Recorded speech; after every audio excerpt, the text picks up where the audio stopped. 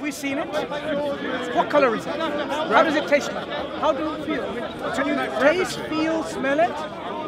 Just to give you an example, when something falls like this, we say this dropped to the ground because of something called gravity being the cause of it. Okay. But have you seen gravity? No. You've seen the effect. You've seen the effect. Yeah? Well, it can be measured, and he's just demonstrated. That's the effect. But you haven't seen the cause. You haven't observed it. To call the cause gravity or a flying spaghetti monster, okay, it's a flying spaghetti monster that's pulling it down. Right. Can you disprove my hypothesis? Yeah, but there's nothing hinting at that conclusion. I don't understand.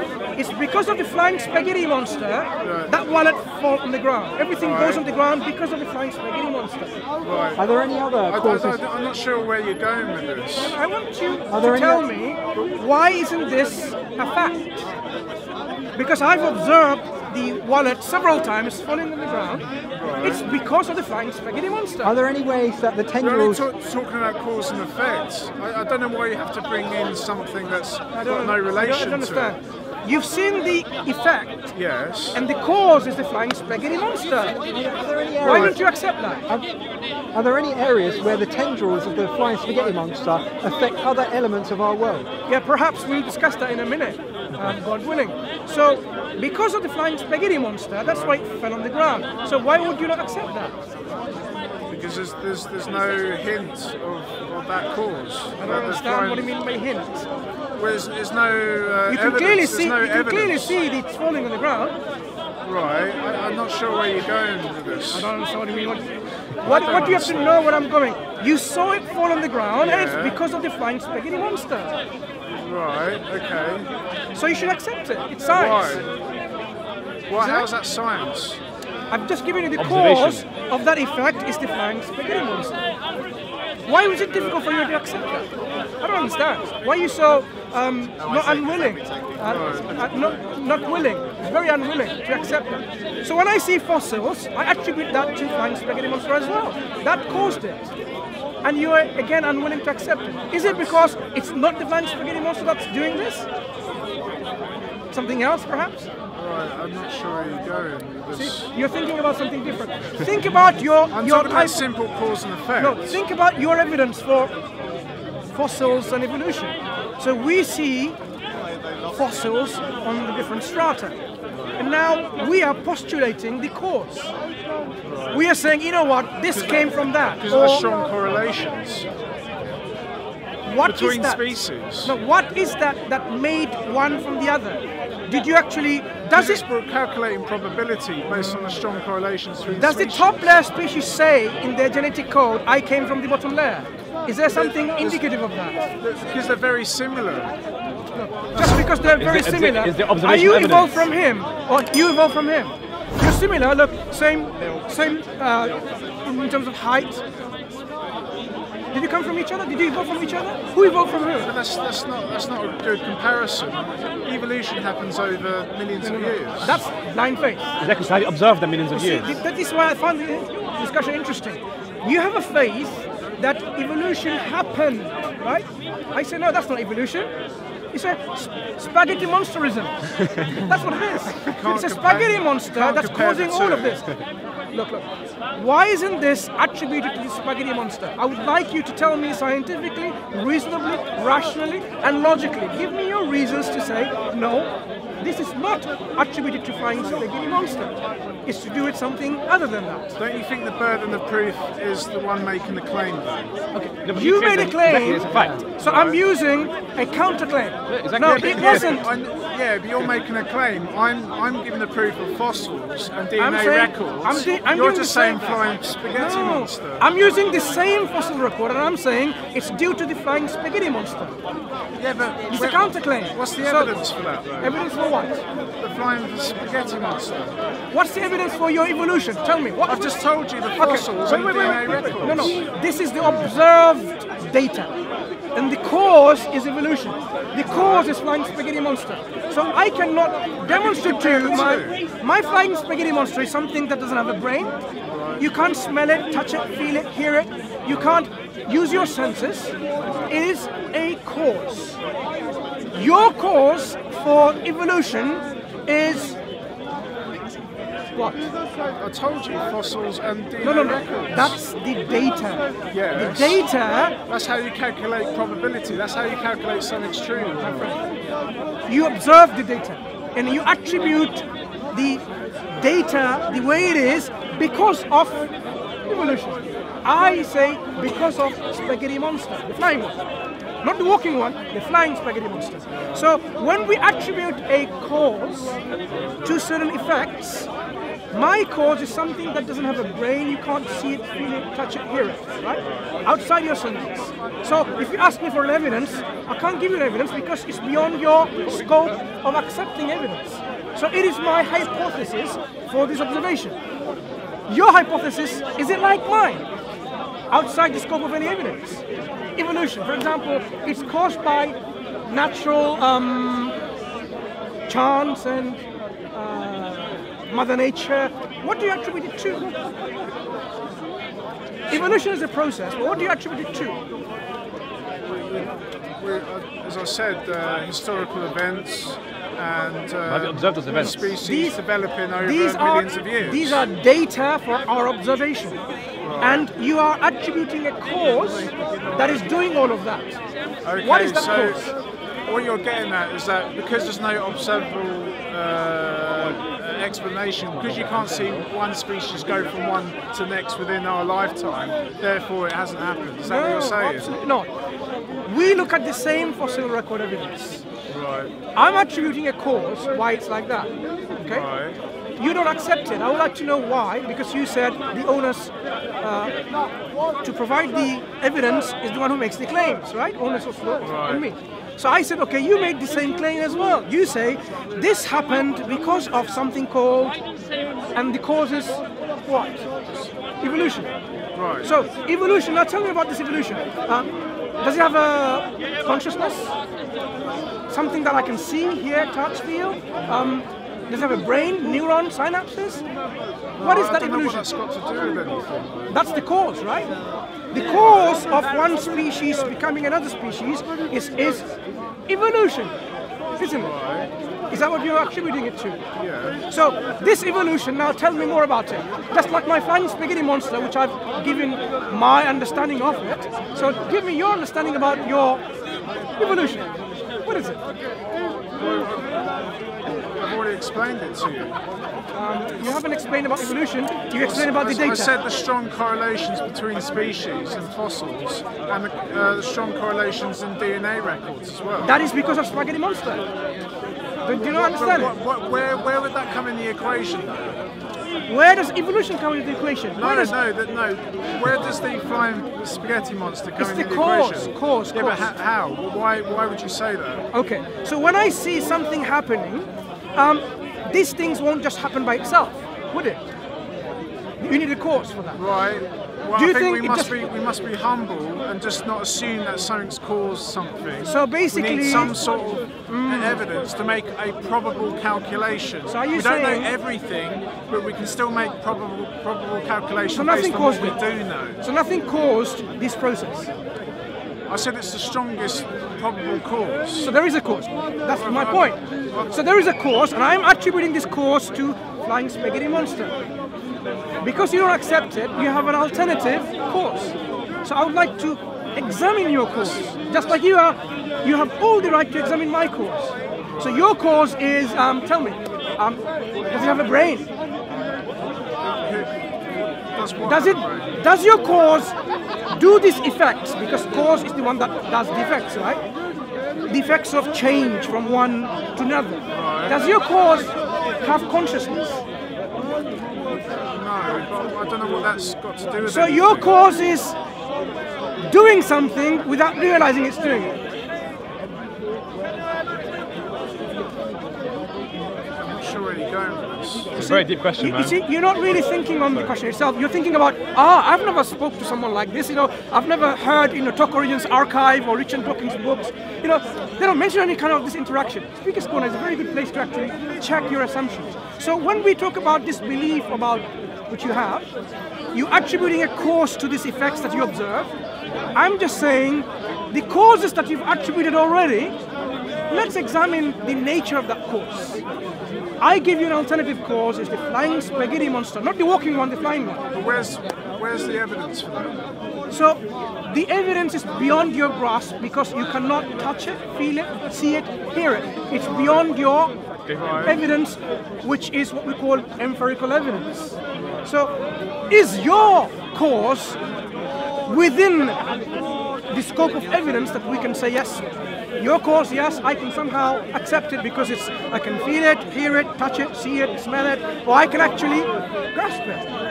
The course that you attribute. I tell you about fossils and DNA records. No, that's the data. You just say flying spaghetti. You see, we're not discussing. I don't think you understood it. The data is what we observe. Fossils. I observed it and you observed it. Right. And I say the reason this happened is because of this cause. And I give you my cause behind this data. Okay. You also have a cause that you attribute to these effects. Right. For example, when the wallet fell so many times on the ground, I said there's a cause for this. You said there's a cause for this. Yeah. And you will say the cause is the gravitational Laws force. of nature. Laws of nature. No, what is the cause? What is it? Gravity. Okay. What is gravity? Well, it's something that can be measured. It's, No, you measure the effects. You don't measure gravity. You measure the effects of it. Right. Yes. So what is this gravity? Have you seen this force? Well, you can't see it with your eyes, but it can be tested and measured. No, you measure the effects. You don't measure the force itself. You measure the effect it has on Well, this. I'm only interested in the effects. So now you're not interested in the cause of this. So now I'm interested in the effects as well. Fossil records, all of this. Yeah, but it can Now be here's replicated my alternative hypothesis. The creator, the one who is all wise, created all of this. Not the flying spaghetti monster, it's the creator. So you shouldn't be interested in the cause. You should be interested, according to your own understanding, the effects. What do we see? We see the effects. We see life with all its variety, with its complexity, and with all its diversity. And I'm attributing all of this to a conscious being that has designed and organized and planned and put things there. The alternative hypothesis is all of this came through an unconscious, unplanned, undesigned way, which makes more sense.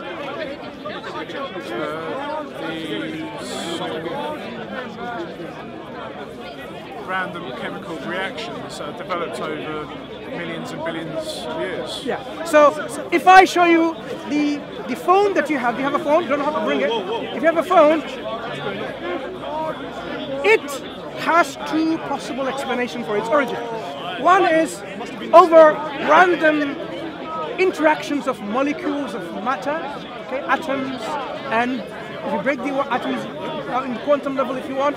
So what had happened was over billions of years, these atoms came together and they gathered together in this particular proportion and particular way of gathering, and it formed this. So there is no consciousness or design involved. There is no engineering, planning involved. This is one option. And the other option is a conscious process where intelligence was put in gathering, in accumulating, and designing and putting it.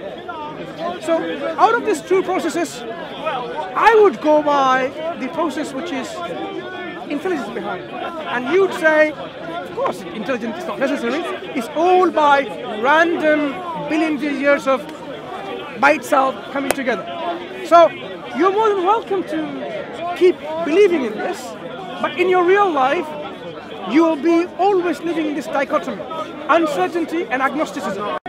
If I ask you, did nothingness create you? You haven't got a clue what to say, yes or no, you don't know, you'll be agnostic.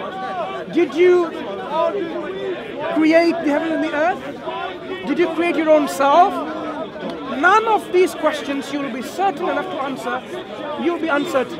You'll be agnostic. You'll be skeptic. Because we're humble, we should say we don't know. Does that mean we can fit No, whatever? I've just told you these answers. You cannot certainly say yes.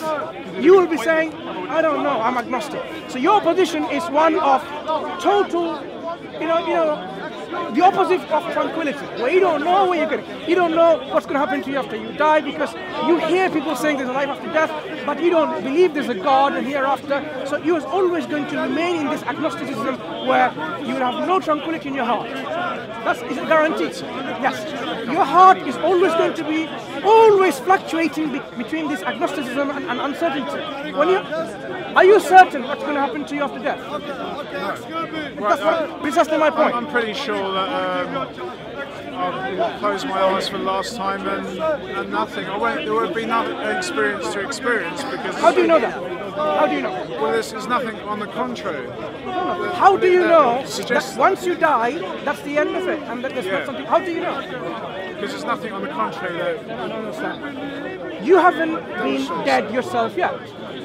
So how do you know that once you die, that there's no life after death afterwards? How do you know? There's no indication of that. What do you mean indication? You haven't died yourself. No evidence. Are you suggesting then people have to come from the death to tell you that there's life after death? This is a logical fallacy.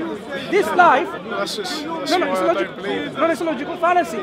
And to apply a logical fallacy and put that into your belief saying, you know what, there is no life after death, you're actually living in this agnostic dream that, you know what, I am certain, but actually, that's in your dream. In your waking up state, you are totally agnostic. But doesn't the burden of proof lie on the one making the claim, though? I'm not making Why any claim. You're saying that there could be life after death. I am not saying anything like that to you. I am saying your position is this. You do not know what to believe. Did something come out of nothing? Or did something come out of something? If I ask you that question, you will be saying, I don't know. Do you think nothingness gave rise to this something? I don't know what. I am humble enough to say I don't know what caused the Big Bang. I just told you it's not a Big Bang. Bang. I shouldn't fill it with anything else. It's not a Big Bang. Do you? Random conclusion. No, I'm saying your position is one of total uncertainty. This life is a miserable life. No, it's not humble. Yes, it's a miserable life. If I don't know something, then I don't fill it wherever I want to. No, my friend, it's a miserable life. It's a miserable life. Yes. The life of an atheist, an agnostic, is a miserable life. Really? Absolutely. Let me tell you how. Do you know for certain that this universe didn't come from something, but it came from nothingness? You don't know. Do you know? For certain. I see no indication of someone building it or designing it. To put this question very intelligent design, very plainly, creator's existence is either creator exists or creator doesn't exist. Where does your belief lie? I don't know. Right? But the fact of the matter is, it's one of these two options. If you didn't know the right answer, you will have no tranquility in your heart, because when you die and the creator is one that exists, you will be in a total disaster. It's a great form of control, isn't it? It's not about control. It's your belief that's where you make it. No one's going to force you to believe in spaghetti monster, which I was arguing for earlier. No one's going to force you to. But people believe in it. People believe in this Mother Nature. God called Mother Nature. Why? Because this Mother Nature doesn't demand any control in terms of what? You don't have to lie. You don't have to cheat. You don't have to not fornicate. You know what? You can do whatever you like. This Mother Nature is more appealing to certain individual, saying, you know what? If I am religious, there are lots of restrictions what I can do. If I am not religious, not believing in a creator, then I can be my own God. I can just do whatever I think is right. I can make my desire my own God. Yeah? That's why Mother Nature, people believe in it, even though there is no evidence for Mother Nature being God. But people believe in it. You are in a position where you cannot tell yourself with certainty, this universe which is something, is it possible that it came from nothingness? One day you think maybe it can. The other day you're thinking, how can nothing generate something? It doesn't make sense. But then you say, we can fill it with everyone we no. Look at the instability of your mind. So the state of mind of an atheist and agnostic, as I said, is a state of misery. No tranquility. Why? One day you think and you justify. It's not about humility. One day you think and you justify yourself. Nothing caused something. But the next day you wake up and you're thinking, how can that be? How can nothing generate something? It makes no sense. But then you quarrel with yourself. If nothing didn't make something, then I show you something else. What is that something? Oh my God. You see, God. I don't want to believe in God. That's the problem. So, atheists and agnostic, you'll be surprised, they talk about God more than a lot of theists nowadays. Why? They're trying to fight it. You try to fight it, but it comes back to you again. You try all the equations, that there cannot be God, a creator of this universe. And then at the end of the equation it says, there has to be God. So you say, my equation is wrong, you start again. This is what scientists are doing. When they look at all the evidence for the fine-tuning of our universe, the life and its complexity and diversity and harmony, it shows you there's a designer, but they're saying, no, I cannot accept there's a designer. I cannot accept it. On the contrary as well. Did you know there's a nerve that goes from the brain and it goes to the voice box, but it doesn't just do that, it goes around the heart as well and then back to the voice box. So an intelligent designer wouldn't do that, it would just go straight there. And you see it in giraffes too. They actually a giraffe has been dissected and that same nerve goes right down the neck and then comes back up to the voice box. Right. See, an intelligent designer would just do that short. If you have a shortage on one of those legs of the stand, that will demonstrate to you, sorry, it's a very good stand I'm sure, that will demonstrate to you that this tripod is not designed. By looking at one thing and you think, it doesn't look like it's a perfect design, it means the whole system is not designed. Are you really suggesting there's nothing in your body that demonstrates the sign of a design? I just told you that, no. No, are you saying there's nothing? Are you saying the camera is better than the eye?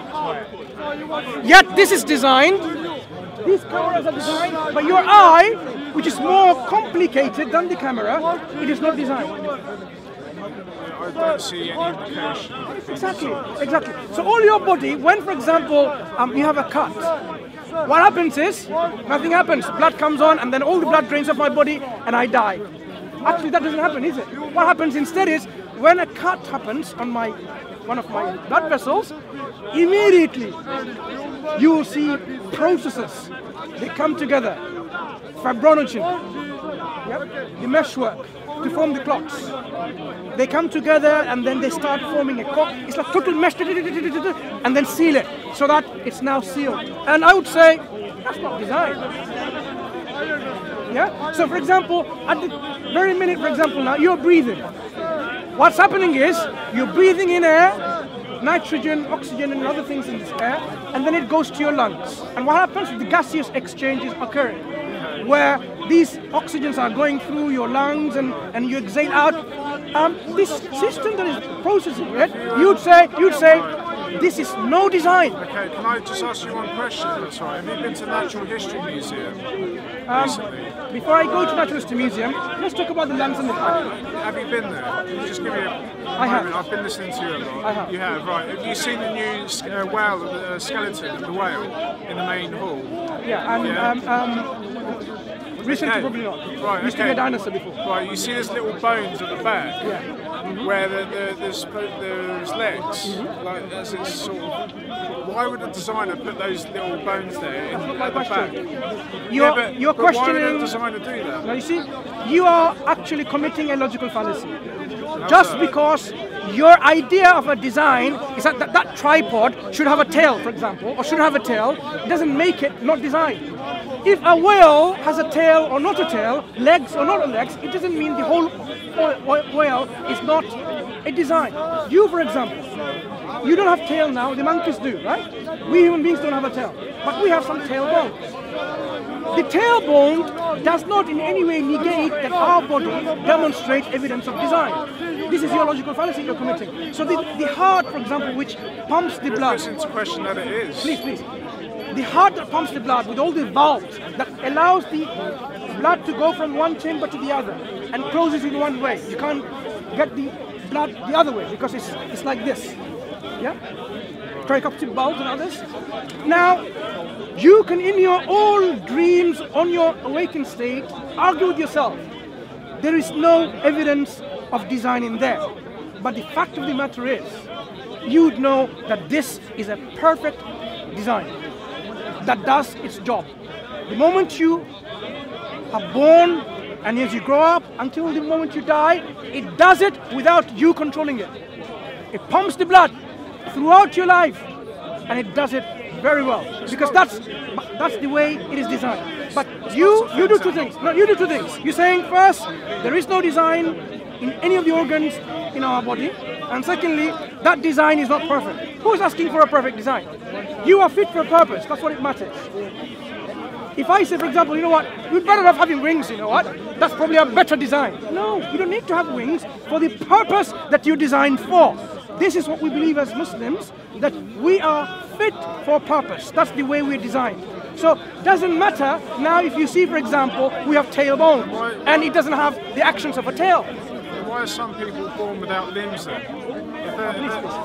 Are you suggesting those people who are disabled when they're born, they don't show any evidence of design within their body?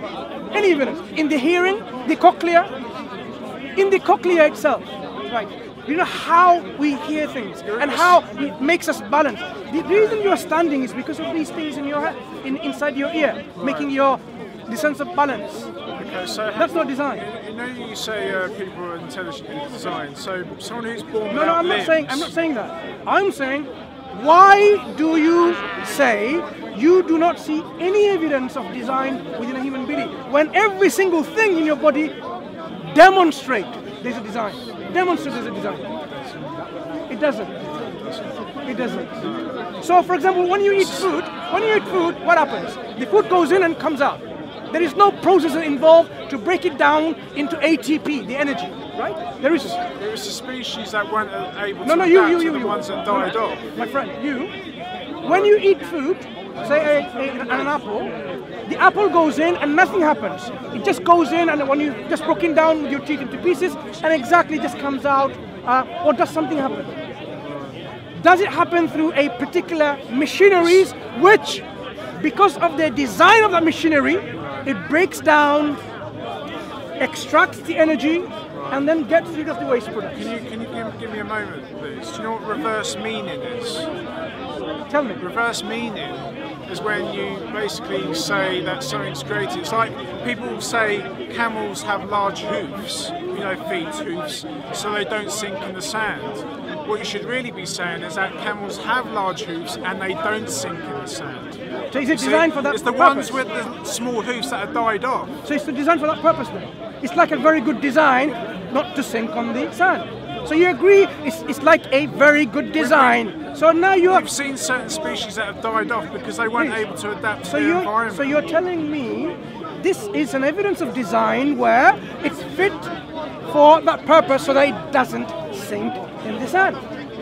So you, for example, so your food that goes inside your body, do you know how it's digested with enzymes? Do you know how your liver metabolizes it and detoxifies things? And it's not a design. I mean, if you don't believe in any of that, I do understand your position. It's what is called reluctance. It's actually called some kind of... Do you think everyone's born perfect? No, I'm talking about this body that you have and the reluctance of yourself in accepting that there are systems within ourselves which are demonstrating evidence of design. Do you think everyone's intelligently designed? No. I am not saying it's designed. I'm saying, why are you reluctant to see the thing, every part of your body, your skin, the nerve endings, how the pain transmits from the nerve endings to the brain. It's a survival mechanism. It's not about survival mechanism. What I'm saying is, you are a system in which there are multiple layers and layers and layers of design, but you don't see it. I would like to know, why can't you see it when it's obvious? Because the species before me who didn't have those functions died off. You see, this camera, Canon camera, there are cameras that was made before this, right? Say in the 70s, for example. And I'm pretty much sure the 70s cameras weren't as good as this. Now, does that somehow prove that this camera doesn't demonstrate any evidence of design? It does. Okay. We've got records of What design. is it? Okay. What is it? What is it with this camera that demonstrates to you that it's designed? It demonstrates. We've got records of blueprints of its materials, how it's put together. So if you didn't have any of the records, if you didn't see anyone putting it together, you only saw the camera. No manuals, nothing, just the camera. And imagine you don't read. The probability is very strong. No. Let's understand something. I didn't see this camera put together. Yeah. But I can confidently tell you that was intelligently designed. What is it with? I know how things are made. You're not really examining the data. You are making up assumptions. You have the camera in your side. You can examine it. You can see and break it apart, and you can see what the design has been put in. Rather than saying, from my experience, these things are made by manufacturers of cameras. So I could generalize that and say, this one also is made. This is an assumption from generalization, right? So I would say you're committing this logical fallacy of generalization. You're generalizing. Did you see that camera? No. This is generalization. You're generalizing by your assumptions of previous experiences. There are other cameras you've heard of being made or seen some of them maybe. You haven't seen this one made. But you are making a general conclusion out of what? This generalization principle. You haven't seen that made. But if you did not use this kind of logical fallacy of generalization, and you say, now, let me look at this camera by itself. So I can open it up, break it apart into pieces, and see how they're put together, and see how it functions. Look at the result that it produces. You will see, this is engineered. You don't know who is engineered. Imagine it didn't say Canon. It could be a generic camera, right? Because you don't know who made it, you would still say, definitely I'm certain there is knowledge and wisdom that has been put together in the engineering and manufacture and planning and designing of this particular piece, which it does what it does.